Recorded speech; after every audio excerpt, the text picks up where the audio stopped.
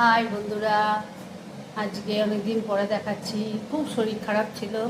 হ্যাঁ, আমি বাইরে বাইরে যাচ্ছি তো, ছেলের বিয়ে বলে শরীরটা প্রচণ্ড খারাপ। এই দেখো আজকে কি রান্না করেছি। এই যে মঙ্গলবার, এই যে ভাত ছোটো ছেলে নিয়ে গেছে। আচ্ছা, এই যে ভাত আমরা খাবো এখন। এই দেখো মাছের চচ্চড়ি। হ্যাঁ দেখো বন্ধুরা, এই দেখো মাছের চচ্চড়া করেছি, আলু বেগুন মুলো টুলো দিয়ে মাছের চচ্চড়ি।